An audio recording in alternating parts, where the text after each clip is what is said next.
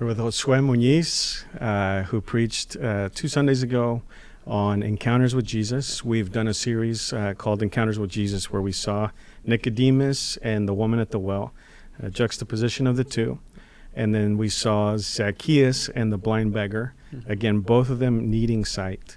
And so this last section was by Josue, and he brought up Saul, who turned into Paul, who had an encounter, a real encounter with Jesus. Yep. And so just real quick, give us a recap of what your sermon was about, the message, the point. What do we want to take out from this? Yeah, so again, this topic sermon series was Encounters with Jesus.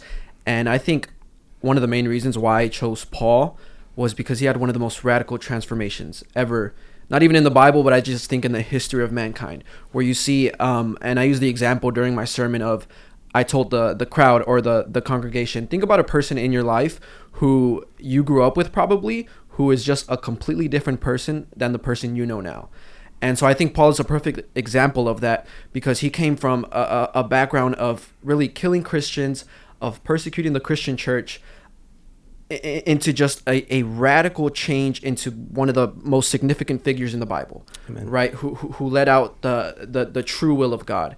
And so in this sermon, we kind of broke it down, or I broke it down into this 4-part little sections, with the first one being that we can talk about real quick was where Paul was prior, or where Saul was prior, before, even that concept that he had of conversion, being blinded, into leading into his future, but where Paul was prior that led him into that stage of his life. And so one of the topics I talked about during the sermon was his background, and his background was crazy. When I was studying for the sermon, I learned that he had, those great teachers, but he was so strict in what he believed in that it took him to the point of murder. Right. And we bring that now 2,000 years later into our society today.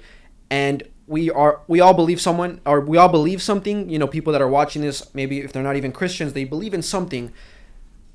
And those people who will kill for their faith or believe in something, we call them radicals, right? Like they're radical for what they believe in, or what they're willing to do. And so we look at Paul, and he was one of those people that, because he believed in something so strong, his faith in whatever it was so strong, he killed Christians for it, right? So what's kind of your take on that, or into that life of Paul? So I think like everyone, he has good intentions, right? Yeah. Most people have good intentions, but yet just because they have good intentions doesn't mean they're in the right place. Right. Right. He was murdering people for his beliefs. Yeah. But in his mind, he was justifying it because he was protecting the integrity of his religion. Yeah. And so, that to me is, it's already a call for us. How committed are we to our faith? But at the same time, what are the things that we justify as traditions, and we keep them as sacred, when in reality, God is saying something completely different, that we need to have an encounter with Jesus the same way Saul did. Yeah. Yeah, and I like the point that you made there, that he was just so kind of wrapped up in what he believed in, that he was willing really to do these acts for it, right? Yeah. And so that led into that was a great topic that you had on that, and that kind of led into the next topic of my sermon, where we talked about his past and how radical it was, what he believed in, what he was willing to do for it, and then we moved into the concept of when he meets Jesus, right? And what Jesus does for him, right? When Paul meets Jesus. And so as the story goes, as most people who are watching this probably know, he's on the road to Damascus, and he's literally going not to see family, not to see friends, but he's going to do what he was bred to do, right? Like what he was taught to do, what he believes is the right thing to do. And on the way, as we know, Jesus appears to him. He gets blinded. Jesus asks him, Paul, why are you doing these things? Why are you murdering people? And why are you doing these horrible things? And he gets blinded for 3 days, where the people he's with have to guide him by hand into Damascus. And the blindness goes away. But let's talk for a second here about this conversion, right? Because a lot of people make the mistake that they focus too much on the blindness part and not too much on what Jesus is really trying to say here. Right. And I think, and I don't know if you agree with me, what Jesus is really trying to say here is that no matter who you are, no matter your background, no matter what you've done, I will always make myself evident to you. Yeah. And it's your choice if you want to follow me. Yeah. Because I'll even make the argument, I don't know if you agree with me, Paul didn't even have to follow Jesus after being blinded. He didn't. I don't think he did. Right. Because we're given the option of free will, of choosing what we want to do with our lives. And I think in that moment, a lot of people don't realize that Jesus never took away the free will of Paul. He just asked him. He came to him. He made himself evident, and he asked him, Paul, why are you persecuting me? Yeah. Why are you persecuting my church? And I think it was a grand way to show himself. I think any sane person would have followed Jesus after that point. But Paul had the option. So let's talk about that. What do you think about that? Yeah, I think that those words, why are you persecuting me? So Jesus appears to him and he says, why are you persecuting me? Yeah. You know, he really wasn't persecuting Jesus directly in his mind. He was persecuting the church. Right. But yet you see the love of Jesus of identifying with his church, of identifying with those people who were flogged, beaten, who a lot of times maybe in their jails or wherever they felt alone, like no one was there with them. So Jesus identifies with them. Yeah. And so I like the point that you make that despite this big encounter with Jesus, he still has a decision to make. Yeah. Right. And I think a lot of us feel like we've been impacted by Christ or say we've been impacted by Christ, but nothing changes in our lives. Yeah. And so Paul Washer, who's very direct, very blunt, what he says is like many people will say, oh, well, what if people said, I just got hit by a Mack truck and I was impacted by it, but then nothing changed in my anatomy about it. You know, we wouldn't believe him, right? And the same thing is true with like the impact of Christ in our lives. If Christ truly impacted us and nothing has changed about us, did we really have an impact with Christ? And so I think for us, the same true as with Paul. If Paul would have remained the same, what would have been his impact with Christ? Did it change anything? And so for us, you make a very good point there.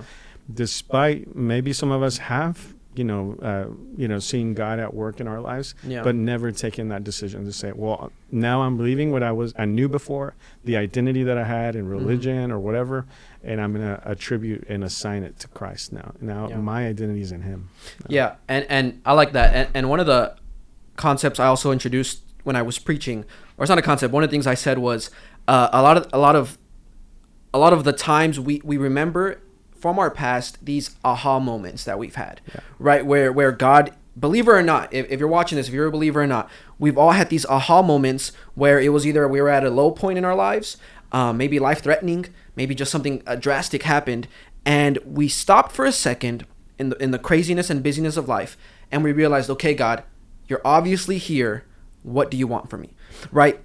And so in this moment, we see Jesus is kind of having or Paul is having his aha moment with Jesus, right? And I don't know who's watching this, but I'm pretty sure they didn't live a radical life the way Paul did. Otherwise, they wouldn't be watching this, right? They'd be probably in a jail cell. Yeah.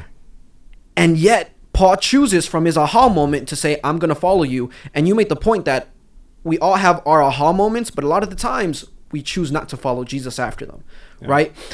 We see this, and I even say probably it's an epidemic in the Christian world of these people who I believe they're Christians, I believe they're saved, but we see a lot of them not living like that. Right, we see a lot of them going to church on Sunday and Wednesdays, but they're just living out the wrong things every other day of the week, right? But and they're probably not going to expect me to say this. That's okay. I'm going to say that. That's okay. And the reason that's okay is because we were made to be imperfect beings, evil into the world. But the reason or the thing that separates us from just someone who lives for the world and is secular and knows nothing of God is that when we do turn away from God, we have the Redeemer, right? We have someone to turn to every single time, right?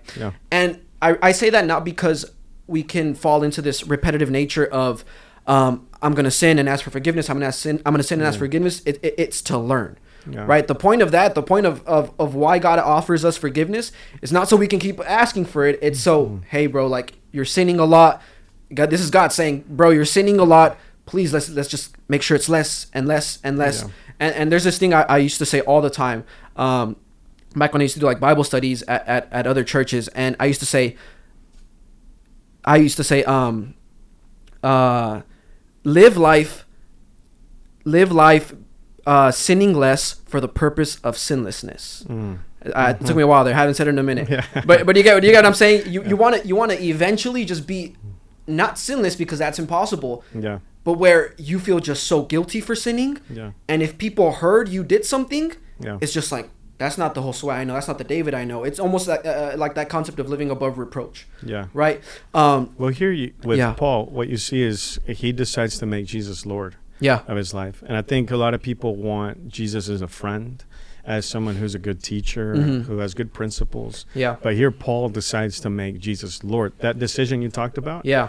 When someone is the Lord of your life, they're running everything of your life. Right. You know, you no longer run it by yourself. Now it's, Jesus, what do you think of this? Jesus, what do you think of this other thing? Right. And so you submit your will to him. Yeah. And so I think that's very important that you highlighted that he still had the free will, but there's a submission.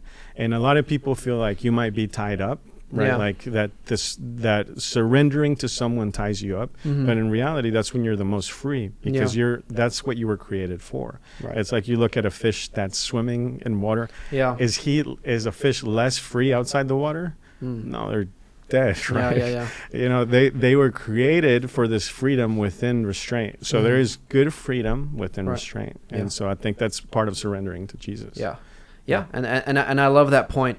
And you just mentioned Paul again. And so we see this conversion happening, or it happened, and he chooses to make Jesus and God the Lord of his life. And so he finishes his journey into Damascus. And from that point on, and actually, when I was, a little side note, when I was preparing for this sermon, I learned something that I didn't know before. So that concept of his name changing from Saul to Paul is actually kind of just symbolic, because back then they had this concept of just dual names. Yeah. So he already had that name. No one just referred to him as Paul. Yeah. But they make this change of Saul to Paul, not because it actually happened, but because they wanted to symbolize that he is a new person, right? It's like a translation, right? Yeah. But the same thing happens with Peter, right? Yeah. So Peter, Jesus changes his name. Right. Abraham, he was Abram before, right? Yeah. God changes his name. So you see that any encounter with Jesus will change your identity, so much so that your name would change. Yeah. So Yeah, exactly. And that goes into the last point of my sermon that I preached this past week of what happened after, right? Because right now we're talking about, even in our own lives and the people around us, of these people that have these aha moments, they have this encounter with Christ, but they choose not to make him Lord over everything, right? And then we see, we probably know people in our own lives, and people who are watching this can relate, of people that we know that just choose not to do that, and they see these people just go down maybe the same path they were on, or an even, more deeper and darker path. But we see, thankfully, here in this verse and in the story of the Bible, that Paul becomes one of the most significant figures in Christian history, right? So what do you think about that? Yeah, no, I think Paul writing 13 epistles, why would God choose to use him when he could have used anybody else? Somebody like Nicodemus, who is very pious, who very observant, right? Not necessarily a murderer, right? Yeah. But what I love about it, I mentioned this on Sunday, it was that there's about 7 times that the words, and it pleased the Lord, those words literally, it pleased the Lord, are mentioned 7 times.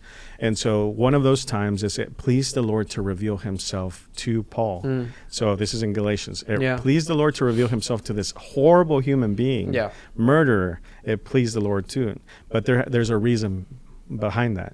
Because we also see in Isaiah 53 that it pleased the Lord to bruise his son. So the reason why grace could exist, the reason why that Paul, who was a terrible human being, could receive the grace of having the Son of God revealed to him, was because Jesus on the cross gave up his life for us, and he took upon himself our punishment. And so seeing Jesus as Lord, as the hero here in the story too, he's the one that makes it possible for anyone, despite what their background is, to come to the Lord and be used by him. The same way Paul, who, like you said, was one of the greatest missionaries, apostles of history. Right? So and I think just to wrap it up, one of the main takeaways that we can take from the life of Paul himself is that, and I said it in the beginning, I think, and you said it right now, no matter where you come from, who you are, what you've done, that's a huge one, what you've done,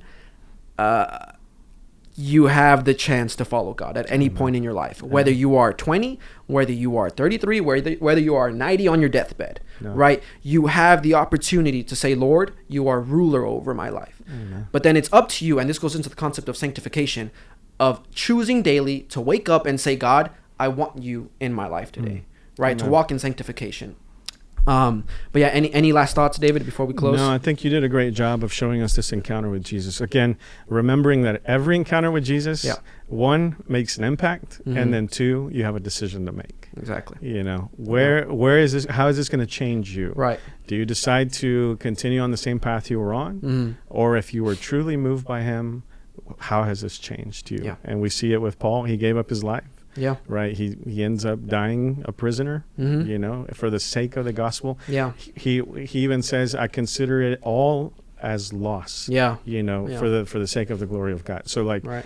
anything he knew before was trash to him. Yeah. And now he's surrendering to a new and better identity. Mm-hmm. So where do we place our values now? So Right. I think that's great. Showing that Jesus is the great initiator, and because of him we have the grace, but also the response that Paul had. So, Definitely. Yeah. Well, thank you, David. thank you. It was a great opportunity to talk about this, and I think it's needed. Yeah. And I think people who are listening, this is a very relatable topic. Yeah. Definitely. Yeah. But yeah. Thank you, bro. Yes, sir. Appreciate it.